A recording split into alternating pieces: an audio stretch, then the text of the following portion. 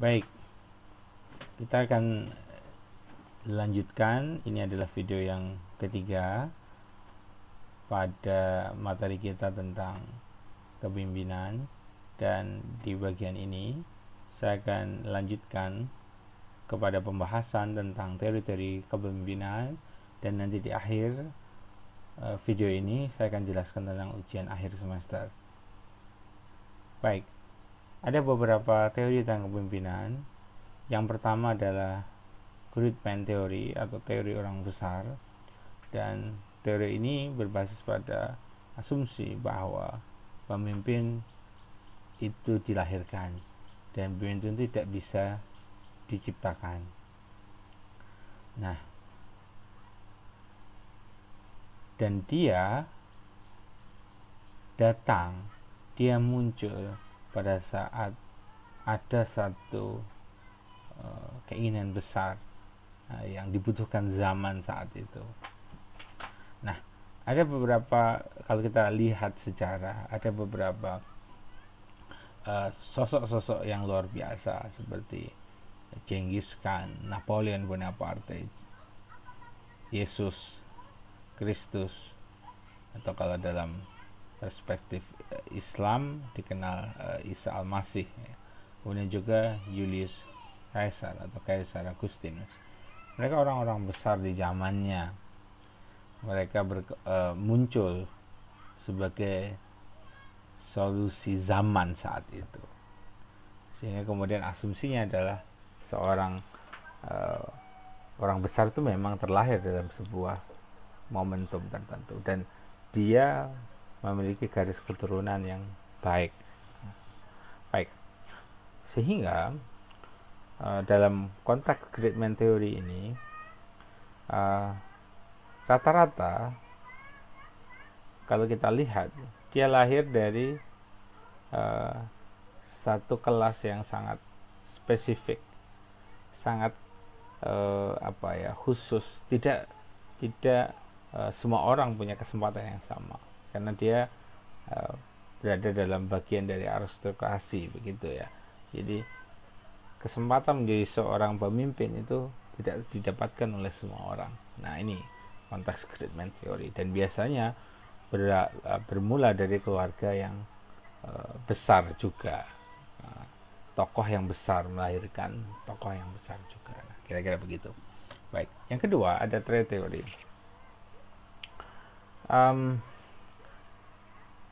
Teori ini lebih menghadirkan berdasarkan sebuah asumsi bahwasanya seseorang ini memiliki banyak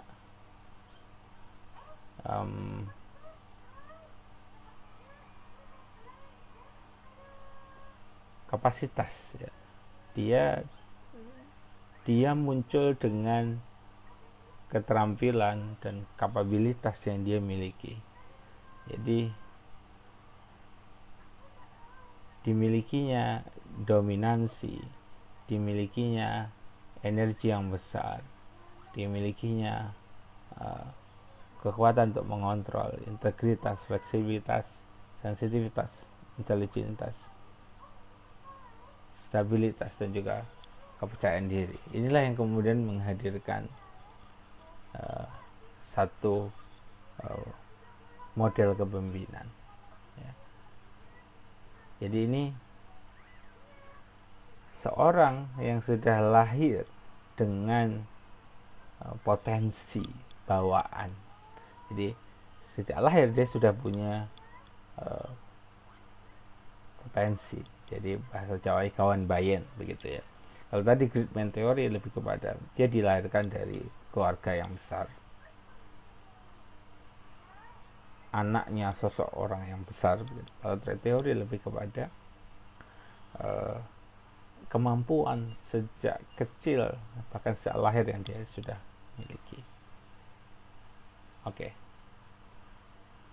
Nah, kemudian ada juga teori kepemimpinan dengan konsep behavioral theory. Jadi ini kalau dua pertama tadi pemimpin itu dilahirkan, kalau yang ketiga ini pemimpin adalah diciptakan. dia tidak ini berada di seberang dari teori pemimpin itu dilahirkan, karena dengan karakter yang dia bisa latihkan kepada dirinya, ya, dia bisa menjadi seorang yang mumpuni menjadi seorang pemimpin. Artinya dengan kemauan dia, dengan tempaan yang dia jalani, dengan proses yang dia ikuti, dia kemudian dia bisa menjadi seorang yang memimpin lingkungannya. Ya.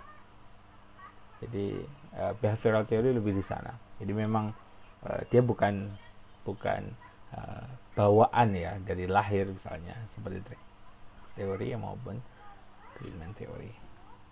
Artinya kepemimpinan itu bisa dilatih, ya, bisa dihadirkan menjadi satu karakter dalam diri seorang pemimpin itu, sehingga dia bisa memiliki jiwa pemimpin itu.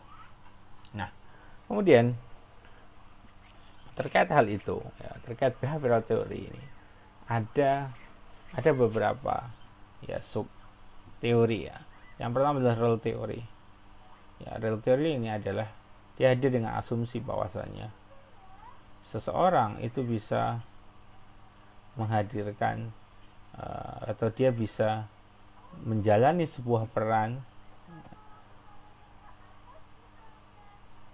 ketika dia melihat,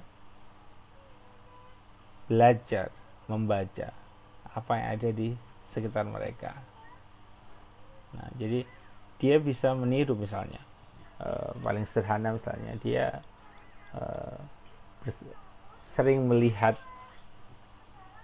atau hidup di tengah-tengah kampung misalnya dengan seorang yang punya kepribadian yang baik dan figur yang sangat baik dalam leadership, saya Pak Lurah, kemudian terinspirasi untuk menjadi lurah. Nah, itu kira-kira begitu role theory. Nah, dalam konteks bisnis, misalnya Anda masuk di sebuah bisnis perjalanan wisata ataupun hotel atau industri hospitality lain, kemudian Anda sering berinteraksi dengan manajer, ada karakter manajer yang bisa tertransformasi kepada diri Anda. Nah, ini role theory misalnya. Ada banyak hal yang inspiratif dari manajer itu sehingga Anda mengikuti. Nah, itu. Oke, kemudian ada participative leadership. Nah, jadi kalau kita lihat ini bahwasanya ya ada spektrum dalam teori ini. Yang paling rendah adalah not participative dan yang paling tinggi adalah highly participative. Ya, di mana seorang pemimpin berkedudukan, di mana posisinya. Nah, yang paling tinggi tentu dia adalah full delegation of decision. Dia bisa mendelegasikan keputusannya itu kepada timnya. Dia punya kepercayaan yang baik dan dia ingin menghadirkan partisipasi yang baik dalam kepemimpinannya. Nah, yang paling rendah dia apa-apa harus pemimpinnya, mengeksekusi, melakukan sesuatu ya. Jadi ya kalau kita lihat teorinya semakin ke tengah ya ada irisan antara itu ya. Jadi yang paling tinggi adalah dia bisa mendelegasikan misalnya tugas, oh ini sudah bisa lah untuk negosiasi, saya percaya kepada staff untuk bisa melakukan itu. Jadi kepercayaan yang tinggi. Tapi kalau not participative, semua harus dia. Oke. Kemudian ada situational leadership ya. Jadi ini adalah kepemimpinan berdasarkan asumsi bahwasanya best action of the leader depend on rank of situational factor.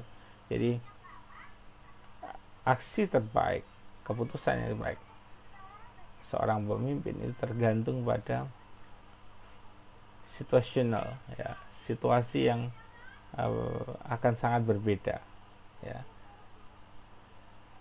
Nah, misalnya kalau kita lihat, nah dijelaskan juga ada hal-hal spesifik, hal-hal khusus yang kemudian itu bisa mempengaruhi model kepemimpinannya. Kalau kita lihat ada D1, D2, D3, D4. Nah, dan ini dalam konteks menuju goal. Ini ada diagram gitu ya.